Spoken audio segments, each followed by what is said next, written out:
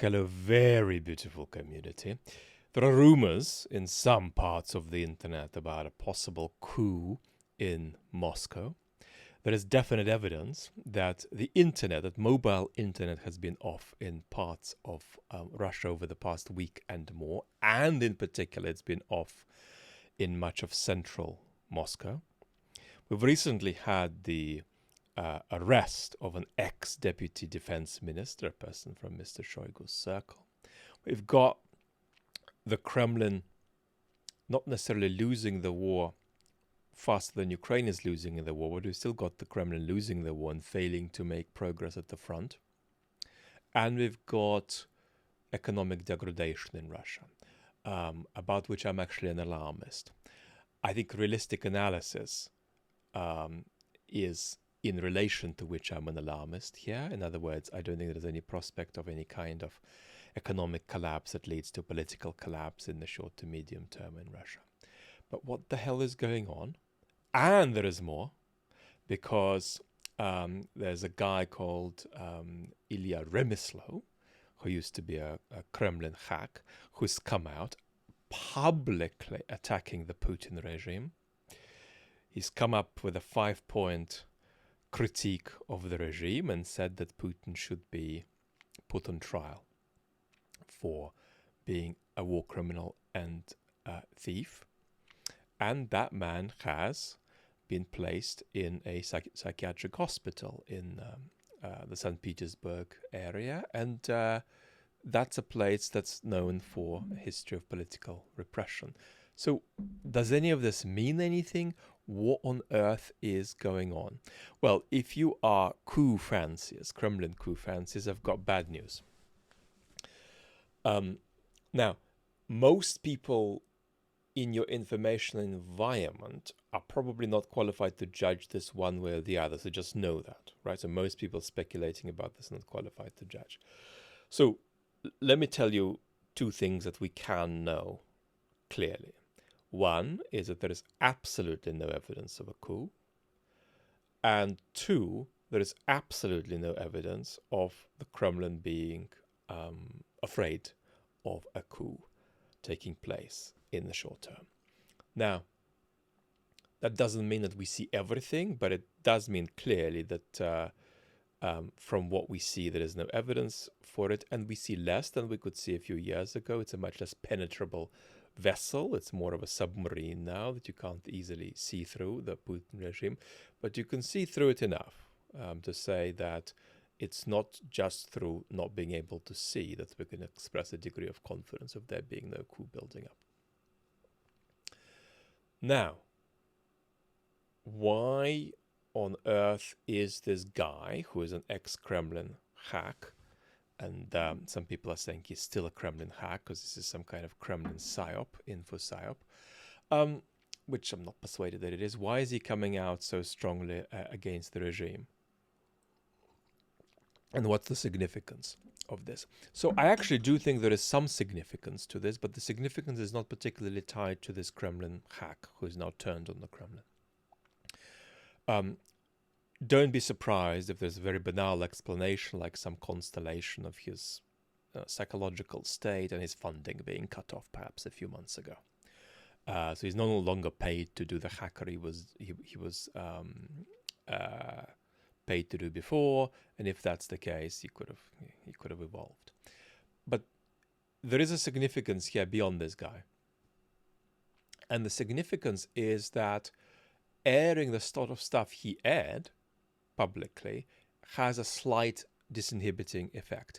It doesn't have a politicizing effect, because to politicize any particular group in Russia, you need the prospect that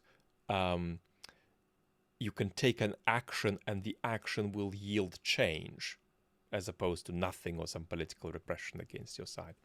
So because that's unavailable, right, humans don't act unless they are persuaded that the action can make a difference. It's very important to understand when we think about protest in particularly authoritarian societies. So it has no politicizing effect, of any substance at least, but it has a disinhibiting effect. You can't put all of that stuff in the box, especially as We're now into year 5 of the war, and Mr. Putin is taking, 4.5 inches of Ukrainian territory per month. So that's an exaggeration, but it's an accurate exaggeration. So there's more room now for, if you like, non-directional bubbling dissatisfaction. Now, what the hell is going on with the internet? Now, the most obvious reason, the sort of reason the regime would like you to have in mind, is that they are making some adjustments for security reasons because they are concerned about Ukrainian drone attacks on Moscow.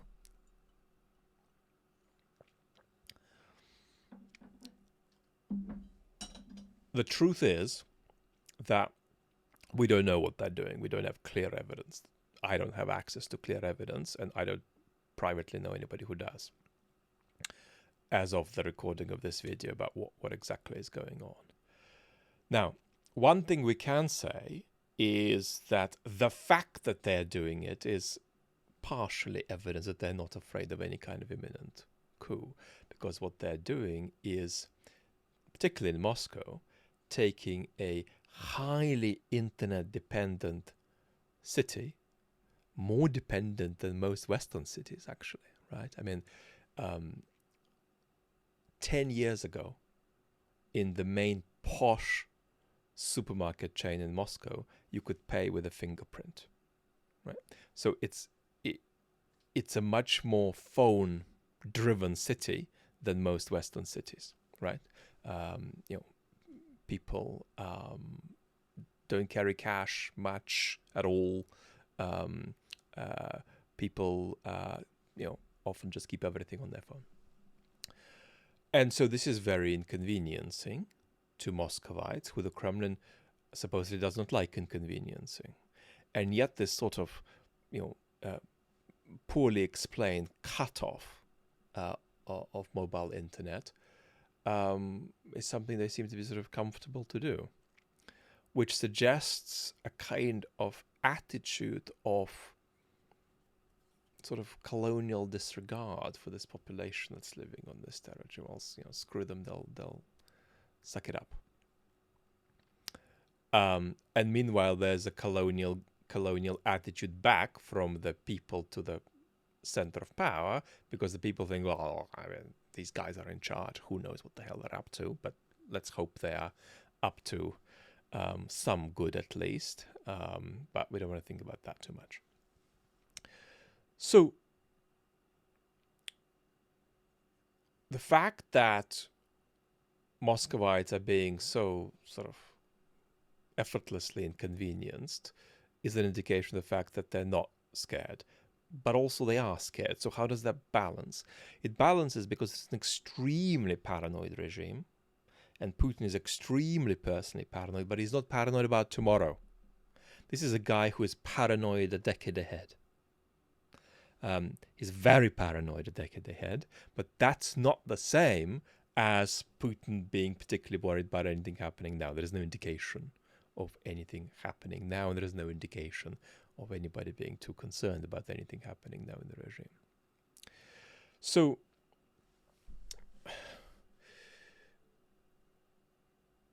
what other thoughts are relevant to this scenario of them cutting off the internet? A thought that's relevant is the self-perpetuation of repressive measures, that they have a momentum of their own, right?